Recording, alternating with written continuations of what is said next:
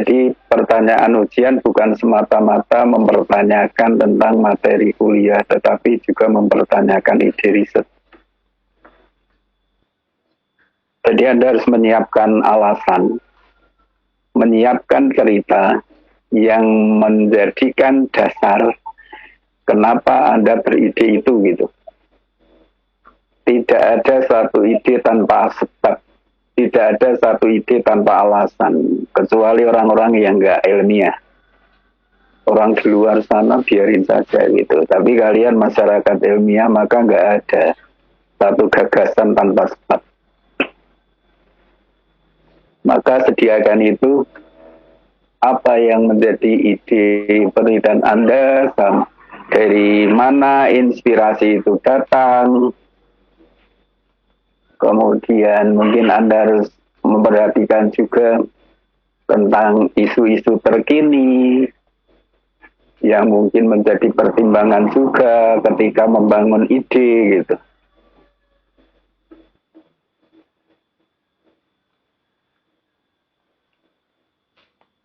Dari mata kuliah manajemen keuangan internasional dan manajemen lembaga keuangan, itu satukan saja. Wong ini mata kuliah bidang konsentrasi. Nggak perlu dikapling-kapling, jadikan satu kesatuan ilmu pengetahuan yang Anda kuasai. Bahkan Anda harus menguasai semuanya. Oh, kalau mau bicara tentang lembaga keuangan, kemudian risiko-risiko yang dihadapinya, bagaimana memanage risiko tersebut, itu di MLK. Tapi kita bicara itu juga di kancah global gitu. Jadi kan rano pemisahannya, bahwa konteksnya global. Misalnya bicara risiko, ya risiko itu termasuk political risk, termasuk country risk, termasuk exchange rate risk, karena kita bicaranya global, yang berarti melibatkan berbagai negara, yang dimana negara satu dan yang lain punya risiko politik beda-beda, country risk beda-beda, punya kurs berbeda-beda. Yang mana itu sifatnya bergerak-gerak, maka pergerakannya bisa berdampak pada satu bisnis tertentu, termasuk bisnis multinasional. Itu aja. Bicara risiko itu kan bicara tentang dampak dari suatu perubahan faktor risiko terhadap pendapatan perusahaan kah, cash flow perusahaan kah, return perusahaan kah, laba perusahaan kah gitu. Jadi yang diwaspadai itu perubahan itunya, outcome-nya ini. Jangan-jangan penjualanku turun, jangan-jangan penjualanku fluktuatif, jangan-jangan labaku turun, jangan-jangan labaku fluktuatif, jangan-jangan cash flow-ku turun, jangan-jangan cash flow-ku fluktuatif. Jadi ada sesuatu yang dikhawatirkan berubah dan perubahannya itu tidak sesuai harapan. Ngomong resiko itu orang diapa kayak kata-kata. Jadi kita itu membuat keputusan bisnis itu di sana ada outcome yang diharapkan. Iku mudeng kabeh. Ora ono masih ora mudeng kuwi. Bahwa manajemen itu membuat keputusan-keputusan termasuk keputusan bisnis yang di setiap keputusannya itu ada harapan, ada outcome yang diharapkan, ada sesuatu yang ditargetkan gitu. Nah, sesuatu yang ditargetkan atau diharapkan itu sifatnya tak pasti. Ketidakpastiannya itu karena outcome tersebut sangat bergantung pada faktor-faktor lain yang mempengaruhinya. Termasuk faktor-faktor itu adalah faktor risiko gitu. Nah, kalau kaitannya dengan perubahan suku bunga, Anda menyebutnya risiko suku bunga. Kaitannya dengan kurs, risiko kurs. Kaitannya dengan misalnya pasar atau perubahan faktor makro misalnya, itu risiko pasar misalnya. Kaitannya dengan perubahan apa misalnya.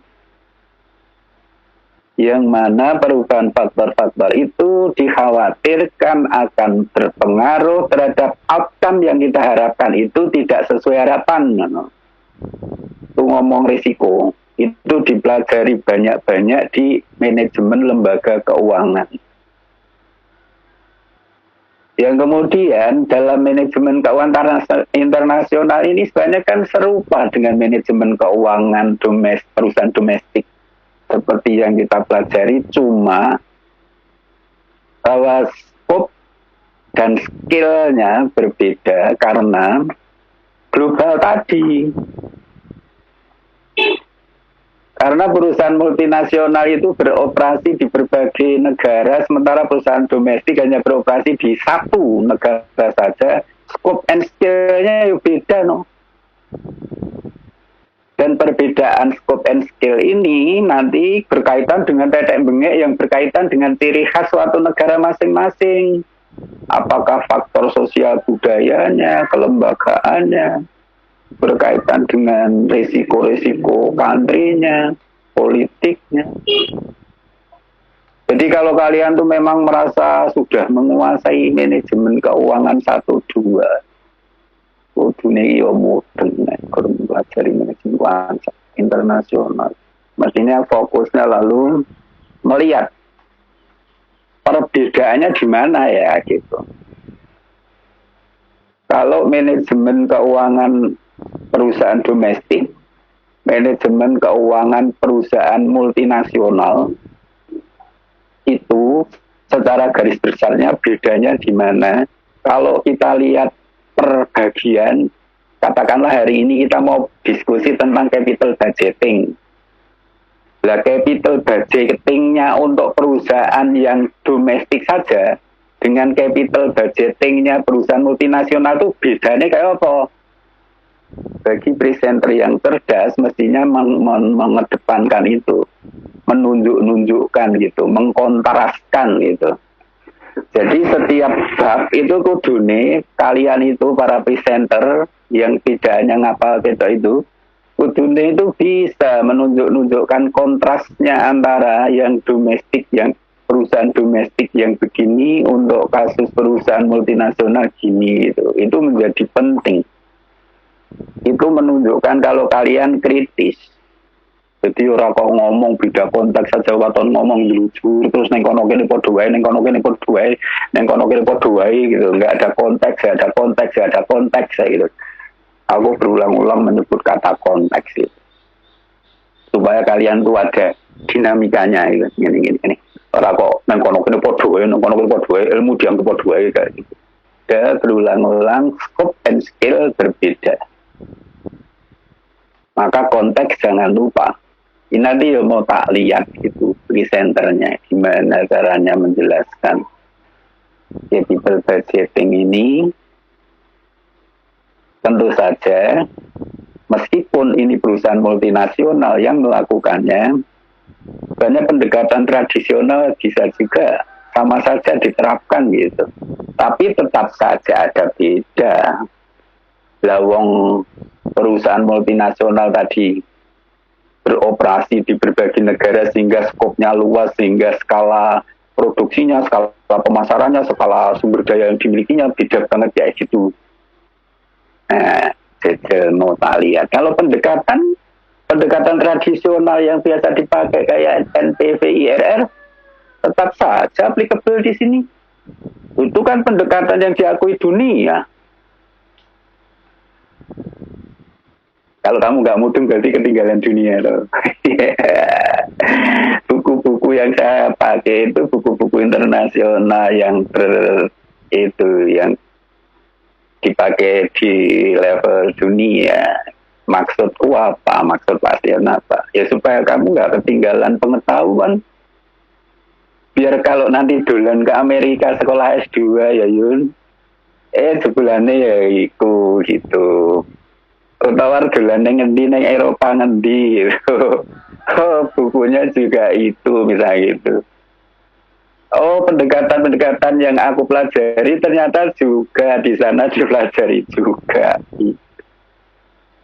Nah, makanya saya takut memakai buku-buku buku lokal yang kira-kira yang mungkin saja kurang jelas standarnya gitu. Penulisnya saya juga ragu.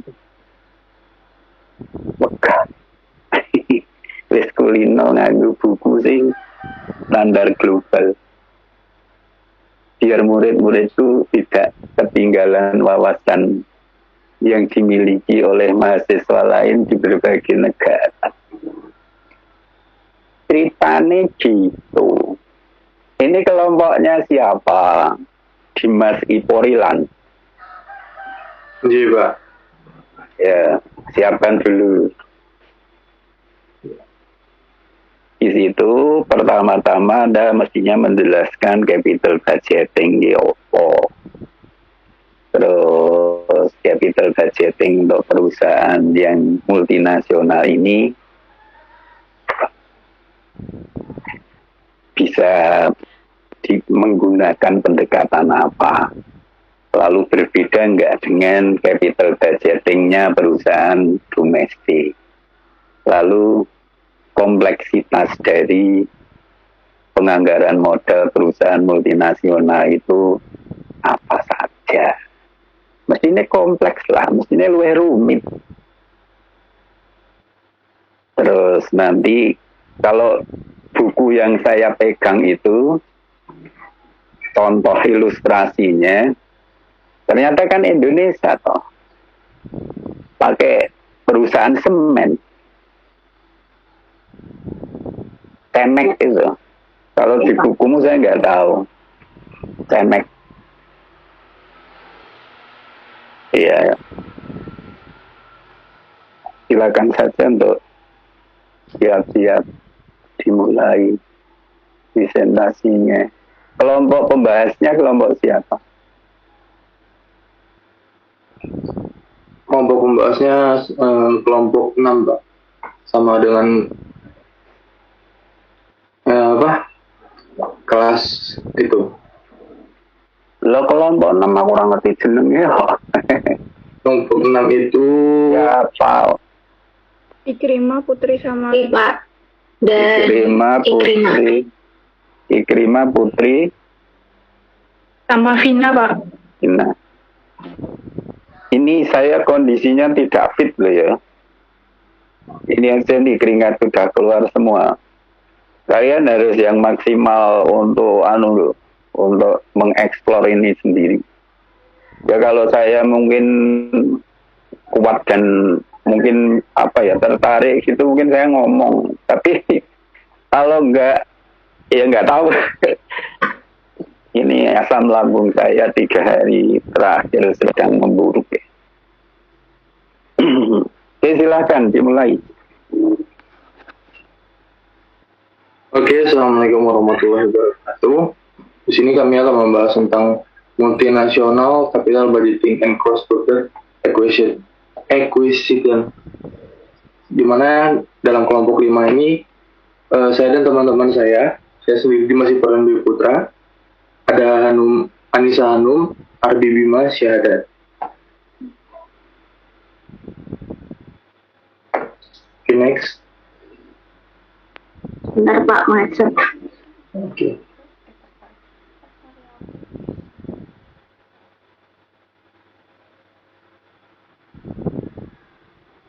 Kalau susah digeser itu, kursormu itu kamu klik di halaman itu.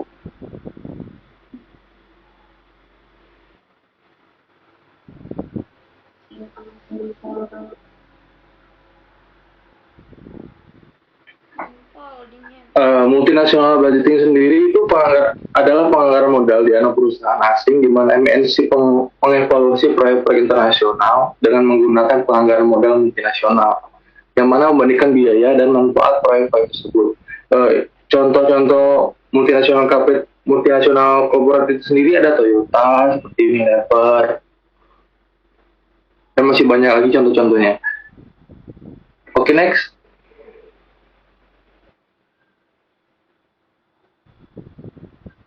Nah, di sini prinsip penilaian investasi. Penganggaran modal multinasional untuk proyek asing menggunakan kerangka teoritis yang sama dengan penganggaran modal domestik.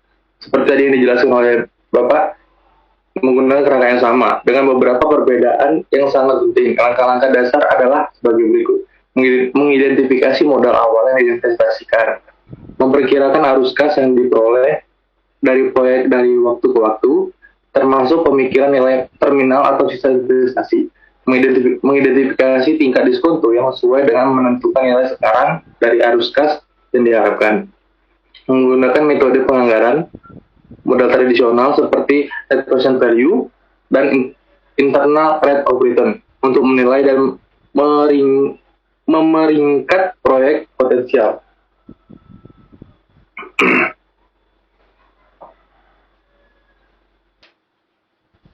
Kompleksitas penganggaran untuk proyek investasi. Arus kas pusat harus dibedakan dari arus kas proyek.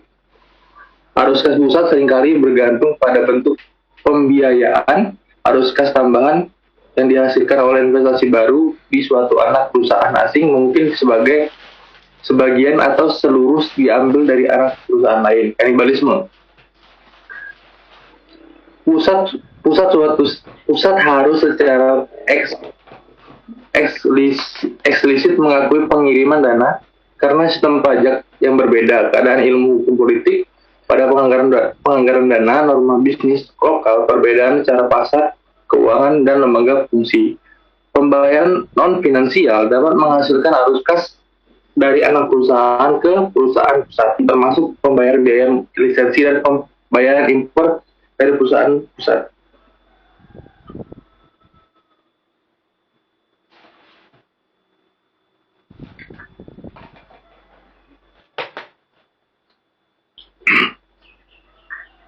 Ekspektasi manajemen harus mengantisipasi perbedaan tingkat inflasi nasional.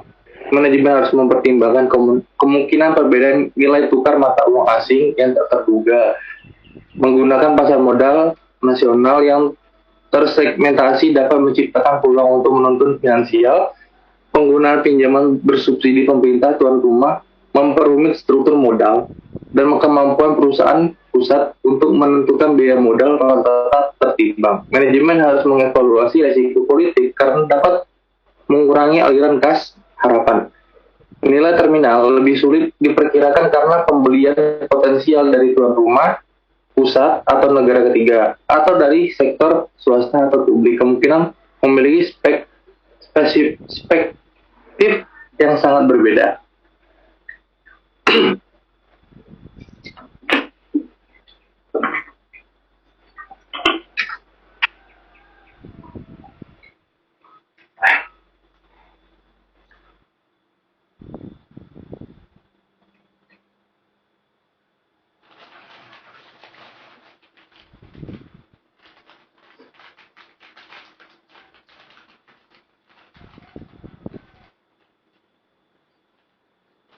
Di sini penilaian dengan sudut pandang proyek dan pusat. Pertimbangan investasi asing langsung seperti yang diilustrasikan dalam gambar tersebut. Sebuah perusahaan asing multinasional US menginvestasikan modal dalam proyek asing di negara asing, yang hasilnya jika terjadi dihasilkan dari waktu ke waktu, mirip dengan investasi apapun, di dalam negeri ataupun di luar negeri. Pengembalian investasi berdasarkan pada hasil bagi perusahaan pusat. Mengingat bahwa investasi awal dalam mata uang pusat ataupun rumah pusat dolar seperti ditunjukkan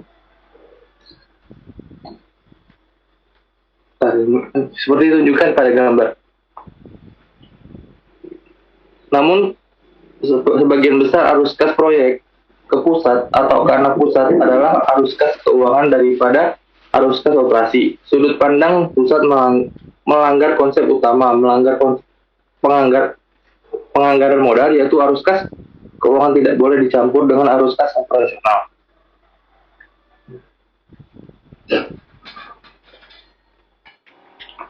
Seringkali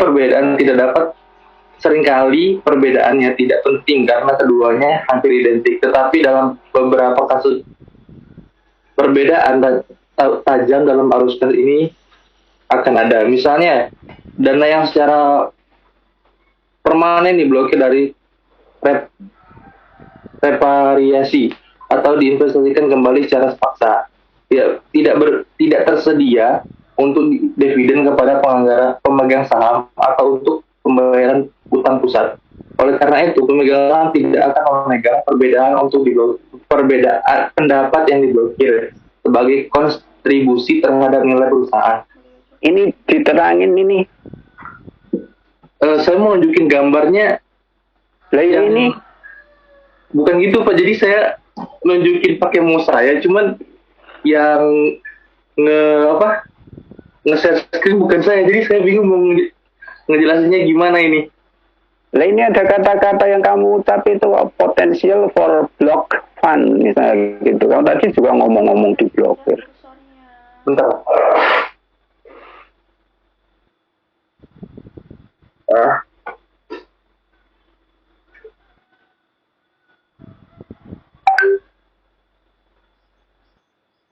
Disederhanakan, ini perusahaannya misalnya perusahaan Oppo nih, multinational parentnya di mana ini berada di mana misalnya. Kita punya rencana investasi Oppo. Pak, saya mau izin membantu, Pak. Ya. Jadi penilaian investasi itu dibagi menjadi dua sudut pandang. Yang pertama sudut pandang proyek atau sudut pandang dari perusahaan cabang dan sudut pandang dari perusahaan pusat.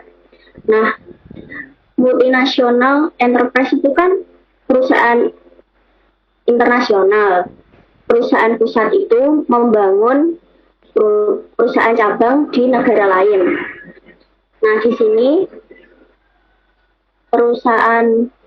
kami pakai buku Edmund Chapter 18 itu pakai contoh Cemex tadi yang disebutin sama Pak. Ya, ini kan ada construct and operate cement manufacturing facility in Indonesia. Ini serius. Ya, jadi perusahaan multinasionalnya itu namanya di sini Cementos Mexicanos atau Cemex. Nah, perusahaan Cemex ini akan melakukan Long Term Foreign Direct Investment atau FDI, melakukan investasi jangka panjang dengan secara langsung membangun perusahaan cabang di Indonesia. Nah, perusahaan di Indonesia itu nanti namanya Semen Indonesia. Yang pertama itu bisa dilihat di sini di bagian kiri, Multinational Parent Invest US Dollar Capital. Jadi nanti perusahaan Cemex itu berinvestasi dengan mata uang US dollar karena menggunakan mata uang fungsionalnya dia US dollar meskipun dari Meksiko. Selanjutnya akan melakukan invest in foreign market atau menginvestasikan uangnya di pasar luar negeri dengan spot rate for initial investment. Untuk investasi awalnya si Cemex ini investasi di pasar luar negeri, kemudian ke arah yang ke bawah itu foreign capital investment in foreign currency. Jadi si Cemex ini nanti menanamkan modal di dalam mata uang asing. Nah, mata uang asingnya ini dengan membangun perusahaan di Indonesia, yaitu Semen Indonesia. Di Indonesia ini nanti akan membangun dan mengoperasikan perusahaan semen. Selanjutnya akan dilihat dari penilaian sudut pandang proyek dengan local currency atau mata uang lokal. Jadi ketika kita berinvestasi, pada awalnya kan si Cemex ini berinvestasi dalam US dollar. Kemudian diubah ke mata uang lokal yaitu rupiah di Semen Indonesia ini. Nah, dari project viewpoint atau sudut pandang proyeknya ini, dia melakukan produksi itu dengan mata uang rupiah. Kemudian dalam waktu proyek investasi ini waktunya 5 tahun, umur ekonominya 5 tahun, dengan jatuh tempo juga 5 tahun. Nanti cash flow-nya itu ketika kita akan mengembalikan cash flow dan melakukan pengembalian investasi, kita akan merubahnya ke kurs dolar atau forex exchange. Jadi selanjutnya itu, jadi kenapa si Semek ini melakukan investasi kan untuk meningkatkan nilai perusahaan. Nah, dasar dari penilaian meningkatkan nilai perusahaan itu dengan pembagian dividen. Jadi kalau kita ingin nilai perusahaan kita meningkat, kita harus meningkatkan pembagian dividen. Nah, dividen ini didapatkan dari, contohnya itu dari arus kas. Arus kas, ketika arus kas kita naik, otomatis pembagian dividennya akan naik. Jadi kok hubungannya arus kas dividen apa? Kok muncul kata dividen ya? Dari yang saya baca ya Pak, sebentar Pak. Proyek ono dividen ini gitu. Maaf Pak, saya salah. Makanya aja nyampur aduk istilah kayak gitu, dividen ini urusannya pemegang saham. Jadi saya cash flow. Ya, cash flow. Saya ulangi. Project viewpoint dari capital budgeting dari sudut. Kalau pandang project viewpoint-nya gimana tuh? Bedanya karo parent viewpoint ini? Kalau sudut pandang project itu penilaian investasi dari si perusahaan cabang. Misalnya, dan ini mata uangnya lokal, ngono toh? Ya, perusahaannya kalau menggunakan mata uang lokal. Dolar US, ngono toh? Lah Ya. terus, saiki iki lho, ono CF lo, ono garis miring ini maksudnya apa? Kok ono kata-kata potential for block fund, gitu. Aku pengen diterang kayak gini. Baik, jadi si proyek ini nanti kan akan melakukan pengembalian Pak ke si parent. Nah, dari pengembalian ini biasanya kok pengembalian tau ya perusahaan-perusahaannya dewe kok pengembalian ta ya. Lah iki nggone parent juga ta meskipun di lokal gitu tuh. Iya, tapi kan dalam transaksinya kan kita akan melakukan dari itu loh Pak, perubahan kurs mata uang itu dari rupiah ke US dollar. Itu kan maksudnya ya ora pengembalian toh, mengkonversi kayak gitu dari mata uang lokal, misalnya ini Indonesia rupiah, yang kemudian dikonversi menjadi dolar gitu. Lah ini misalnya sing isane kan CF1, terus dhuwur CF1 juga tapi ono dolare. Berarti ini kira-kira kan rupiah jadi dolar, rupiah jadi dolar, rupiah jadi dolar gitu toh. Terus kalau ono garis miring ini terus potensial for block fund itu apa maksudnya? Jadi itu nanti pemerintah Amerika kan ini si pemerintah Amerika loh, wong perusahaan kok. Ini kan perusahaan tau urusan negara toh. Jadi nanti ada repatriasi atau repatriasi. Repatriasi atau repatriasi? Repatriasi, mohon maaf Pak. Maksudnya piye? Jadi nanti pengembalian dari si project ini akan diinvestasikan ulang. Jadi kan arus kasnya akan berkurang. Nah, ketika diinvestasi ulang kan kita nggak tahu kapan akan kembali lagi yang si repatriasinya. Jadi akan berdampak pada aliran kas masuk ke si perusahaan parent.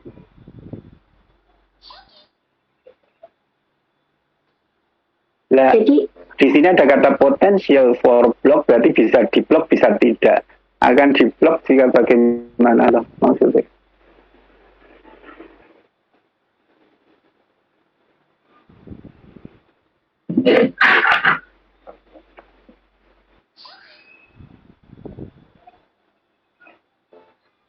Jadi peluang reinvestasi di negara di mana dana diblokir setidaknya sama dengan tingkat pengembalian yang diminta perusahaan pusat. Jadi misal kalau si potensial for block funds ini sama dengan tingkat pengembalian yang diminta,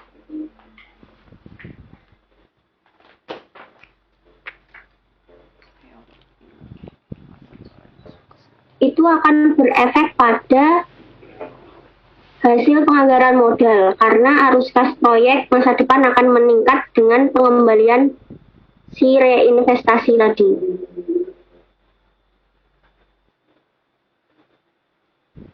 Karena perusahaan multinasional besar memegang portofolio proyek domestik dan asing, likuiditas perusahaan tidak terganggu jika beberapa proyek telah memblokir dana. Sumber dana alternatif tersedia untuk memenuhi semua rencana dana. Selain itu, perspektif historis jangka panjang tentang dana yang diblokir memang mendukung keyakinan bahwa dana hampir tidak pernah diblokir secara permanen. Gambar ini ada S1, S2, S3, dan letaknya kayak gini. Ini maksudnya apa? S itu apa?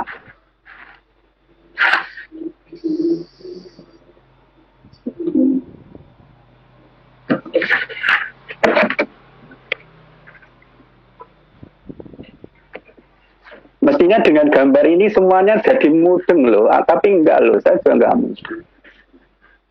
Gambar ini kan komprehensif dan singkat. Ini orang-orang cerdas biasanya menunjukkan ide itu dalam bentuk gambar gini ini. Kalau kamu salah mengerti, maka pesan yang kamu antar ke orang lain berantakan. Maka cermati bacanya. Ini gambar mestinya dijelaskan dalam teksnya secara panjang lebar. Tapi kalau kamu salah mengerti teksnya, menerangkan gambar ini ya nggak iso. Kudune gambar ini sudah berbunyi. S ini apa toh?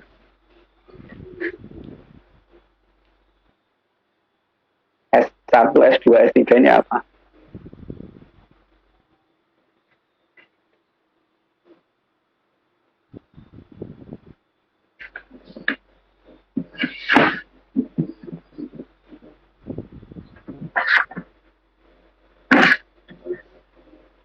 Ini kan potential for block fund itu maksudnya berpotensi dana terblokir gitu.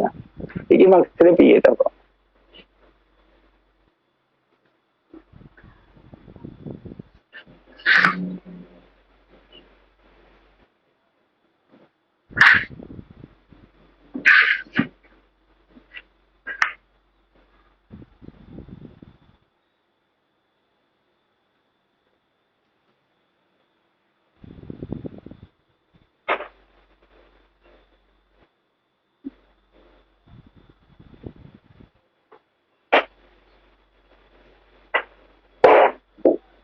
Siapa yang akan menerangkan?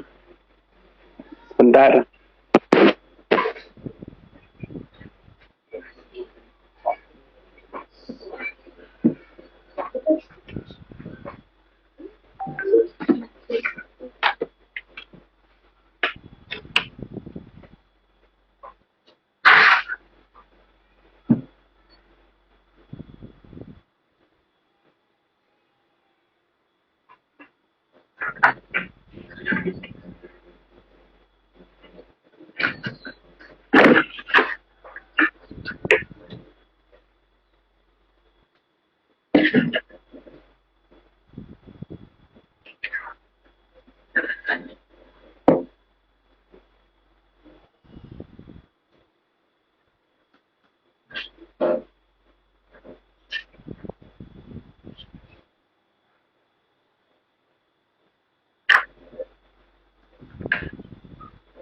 Maaf Pak, tapi saya nggak nemu itu S-nya sebagai apa.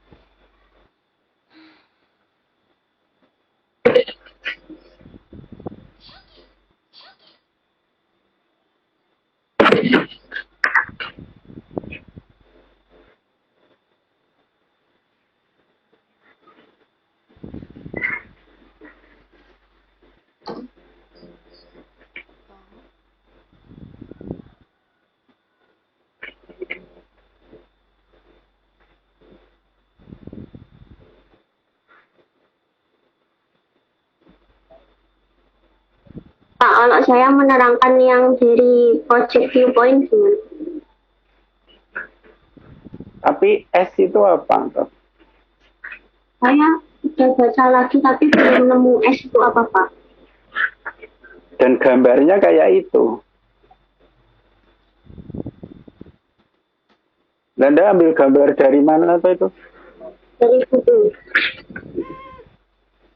Terus terang saya pakai buku edisi beda loh. Dan gambar di buku saya nggak kayak itu. Maka kalian yo silahkan untuk menerangkan apa itu. Wong bukumu kayak gitu. Saya nggak bisa ngarang-ngarang. Mungkin bisa gini Pak. S yang dimaksud di sini itu spot rate-nya Pak. Spot rate market jadi di tahun pertama, di tahun kedua, di tahun ketiga Pak. Misalnya itu S itu spot rate, lalu akan terblokir dananya itu jika bagaimana toh?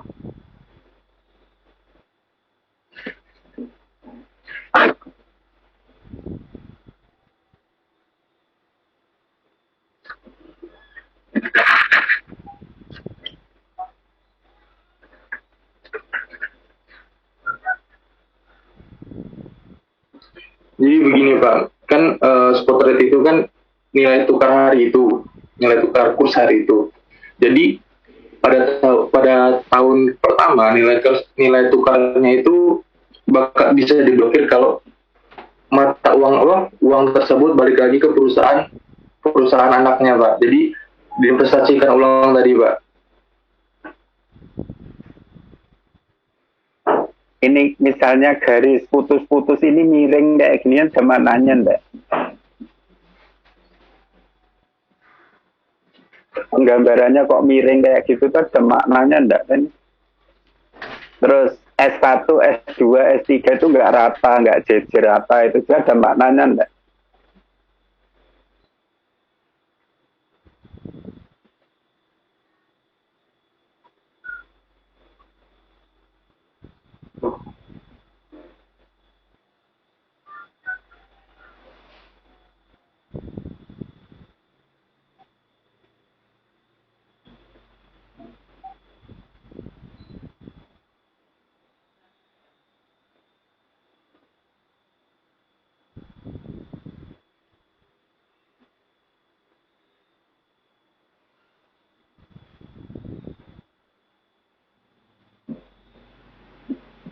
Kalau di sini tuh dijelaskan konsep utama penganggaran modal yaitu arus kas keuangan tidak boleh dicampur dengan arus kas operasi. Seringkali perbedaannya tidak penting karena keduanya hampir sama. Tetapi dalam beberapa kasus perbedaan tajam dalam arus kas ini akan ada. Misalnya, dana yang secara permanen diblokir dari repatriasi atau diinvestasikan kembali secara paksa. Tidak tersedia untuk dividen kepada pemegang saham atau untuk pembayaran utang. Kalimat kedua murah nyambung. Itu karena apa tadi yang diblokir itu? Kok nggak mencari alasan itu jika bagaimana? Kamu kan ilmunya nggak lengkap kayak gitu. Kenapa kamu nggak penasaran pengen tahu yang diblokir jika gimana ya gitu? Justru penting itu.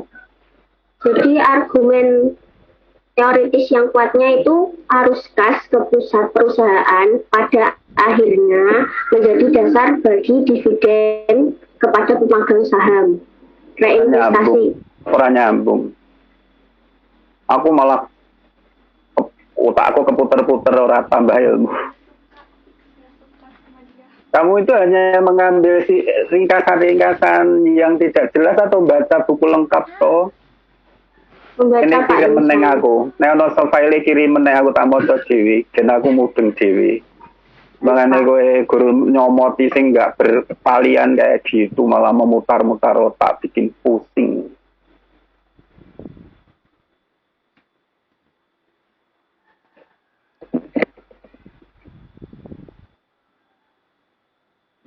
Kalau baca itu hati-hati. Kalau ngeringkes atau hanya ngambil kalimat per kalimat itu hati-hati. Yang pokok-pokok jangan ditinggal, yang kunci-kunci jangan ditinggal.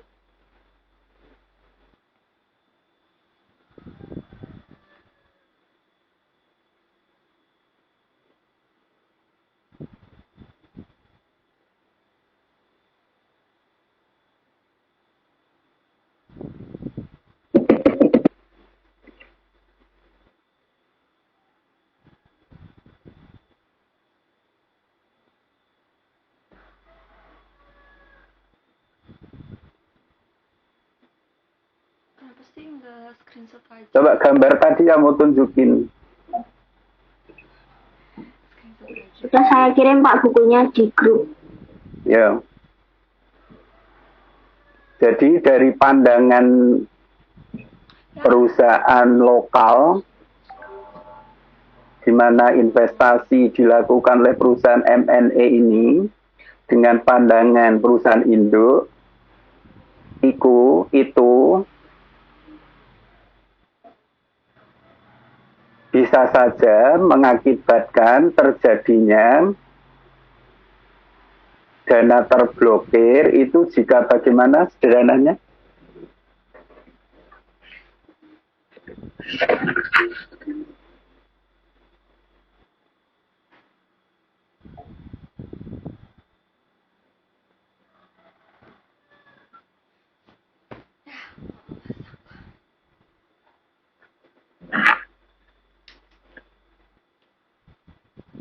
Minta edit masih dari tulisnya yang ini antara Ya udah lanjutkan ke halaman berikutnya. Yang ini saya pakai Excel Pak buat yang analisis kasus.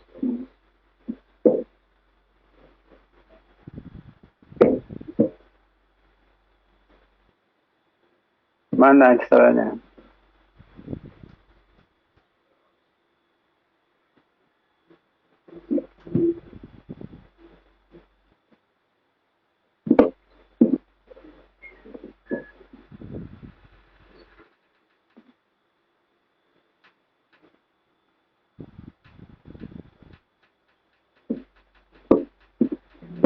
Jadi ilustrasi kasusnya itu yang tadi seperti yang saya sebutkan di awal, Cemex masuk Indonesia. Cemex sedang mempertimbangkan pembangunan pabrik semen di Pulau Sumatera.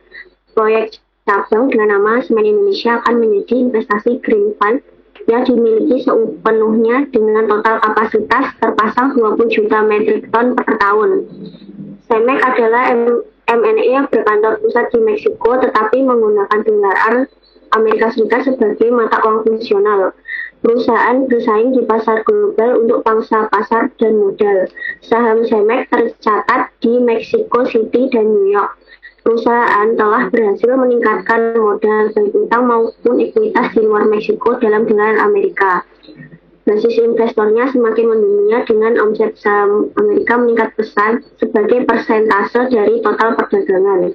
Akibatnya biaya dan ketersediaan modalnya diinternasionalkan dan didominasi oleh investor dolar Amerika. Pada akhirnya proyek semen Indonesia akan dievaluasi dengan baik dalam arus kas maupun biaya modal dalam dolar Amerika Serikat.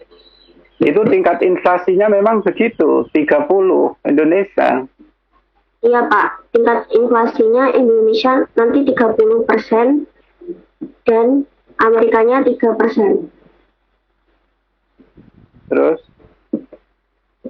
Jadi dalam meramalkan spot rate untuk 5 tahun ke depan menggunakan pendekatan paritas daya beli dengan asumsi Paritas daya beli itu kan purchasing power parity, ngono lah ya keren sih to ya.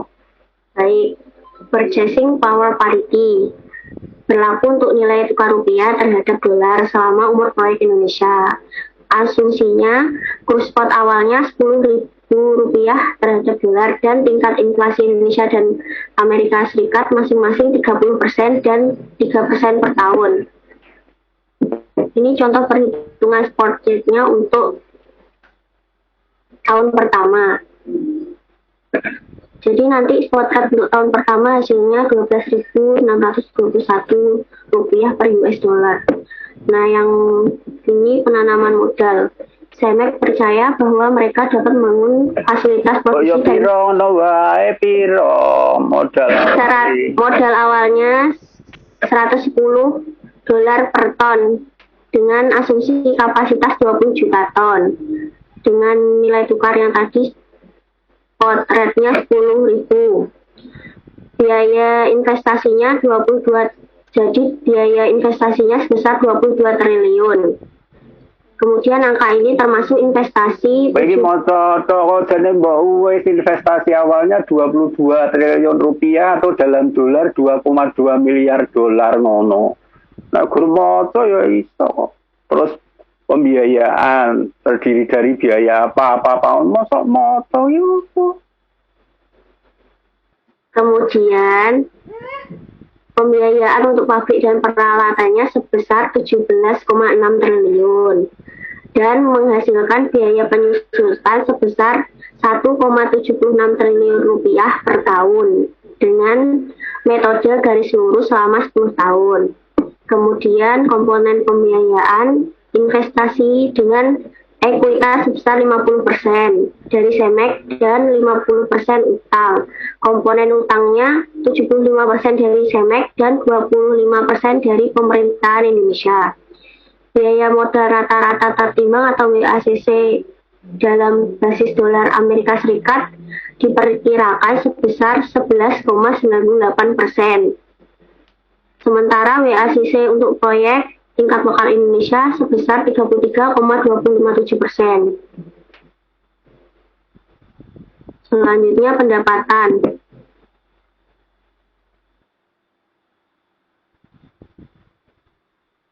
Pendapatannya dengan menggunakan kapasitas hanya 40% menghasilkan 8 juta metrik ton.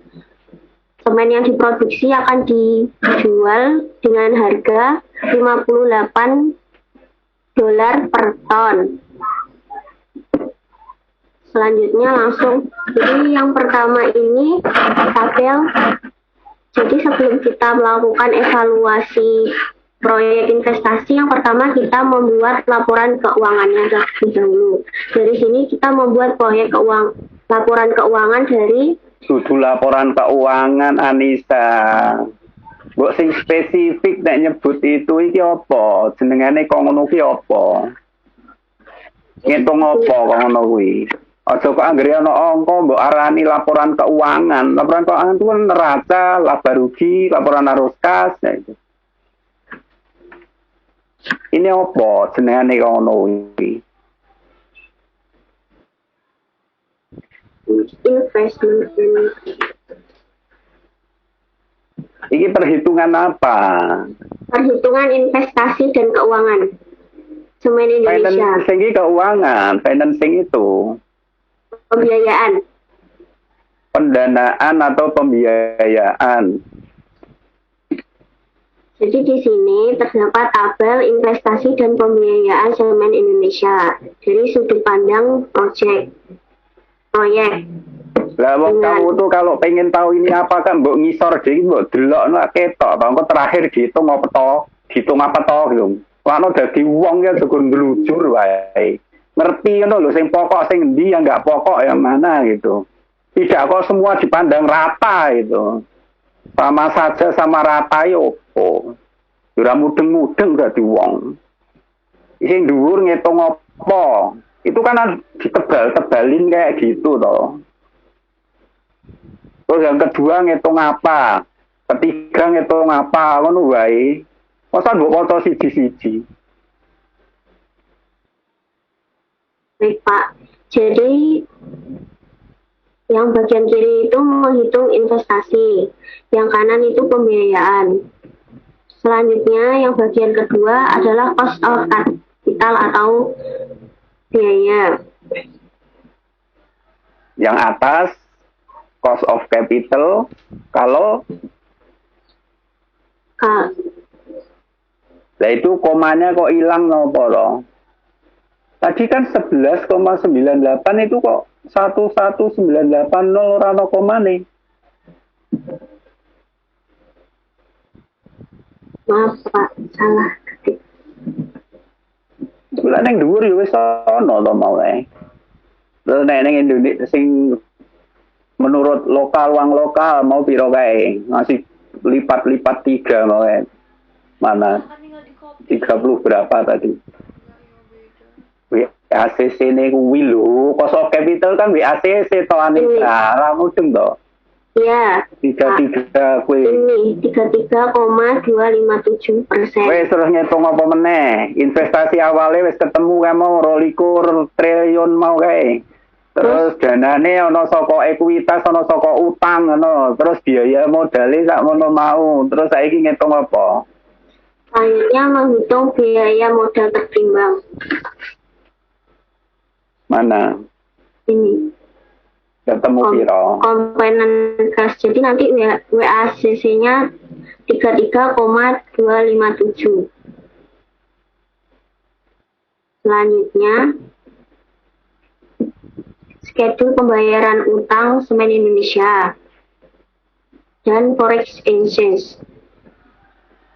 Foreign exchange. Iki kan forex exchange gains or losses to. Kunci lah orang mbok sebut to. Iki kan intinya malah untung apa rugi. Jadi dalam perhitungan utang ini nanti Indonesia akan mengalami kerugian karena perbedaan kurs. Di Tadi sih jadi yang dikurung-kurung itu rugi. Yang men Ini ngarep dhewe kan minus to wi, ora ana kurunge. sama aja Pak. Ini kan juga min. Maksudnya itu yang Ya pembayaran kok tidak kamu seragamkan kenapa to ana sing men ana sing kurungan no. terus sih Mbak.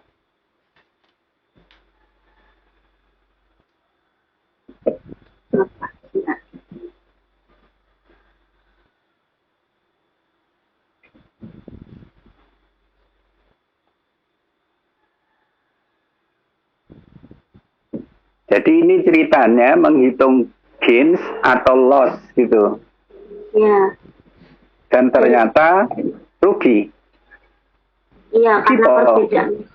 Ini rugi mergo perbedaan atau karena ini sebuah pengeluaran toh Anissa?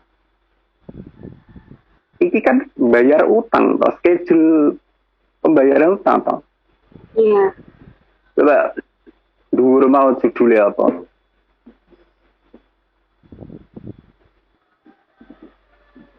Semen Indonesia Debt Service Schedule and Foreign Exchange Gains Losses. Berarti ini kan dua hal. Yang schedule pembayaran utangnya yang mana? Yang ini Pak. Atas bawah Indonesian Loan sama Cemek Loan itu. Iya. Dhuwurnya kan juga. Iya, ada dua hutang dari pemerintahan Indonesia dan dari Lah ya perusahaan tadi kan pusat. dibagi-bagi toh. Kono ya no utang, kene ya no utang ngono to mau kayak kata-katamu sendiri di atas tadi. Schedule kaya Iya. ngono mau. Terus sing ngisor apa sing ngisor iki? Cemek loan converted to rupiah dengan spot rate saat ini. Dengan current spot rate 10.000 rupiah per dolar. Konversi. Kalau yang ini pakai yang rate 10.000. Kalau yang ini pakai hasil tadi, purchasing power Dua. parity. 12 tadi. Iya, yang bawah ini. Terus cash flow in rupiah on Cemek loan. Nih. Terus baru dihitung gains atau losses. Kalau tanda kurung berarti loss, berarti rugi. Terus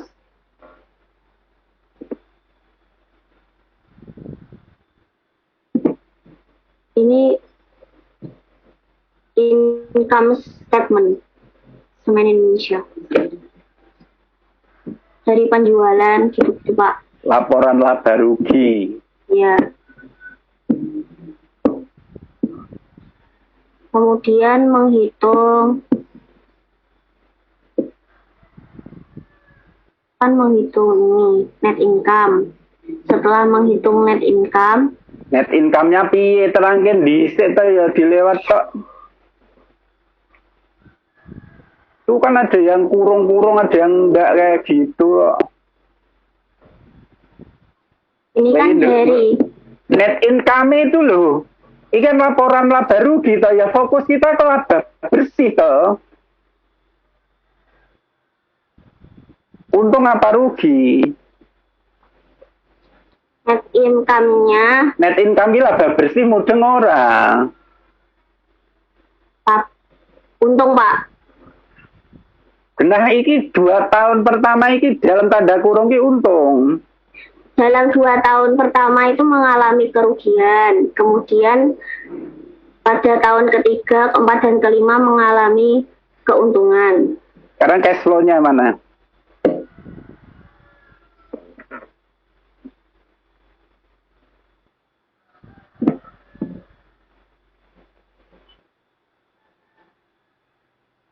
Siapa sih yang katanya saya? Kemudian Semen Indonesia capital budget dari project Viewpoint dengan miliar rupiah. Tanya cash flow coy. Oh ya mudeng, maksudnya bahasa Indonesianya apa? Penganggaran modal Semen Indonesia dari sudut pandang proyek. Jadi Kalau dari sudut pandang proyek itu maksudnya dari sudut pandang pemerintah perusahaan Indonesia. ya Terus piye? kan tadi udah dihasilkan EBIT-nya, kemudian dikurangi pajak dan ditambahkan kembali depresiasi akan menghasilkan net operating cash flow. Terus dikurangi lagi apa? Dikurangi NWC, net NWC itu worth, apa? Modal kerja neto. net working capital atau modal kerja neto. Selanjutnya Dan juga ditambah nilai residu pada tahun kelima. Maka ya akan diperoleh free cash flow. free cash flow-nya Dan tahun. ternyata kalau didiskonto dengan tingkat suku bunga 33,257, NPV-nya negatif atau positif? negatif. IRR-nya dibandingkan WACC tinggi mana? Tinggi WACC. Kesimpulannya kalau investasi kayak gitu itu layak apa enggak?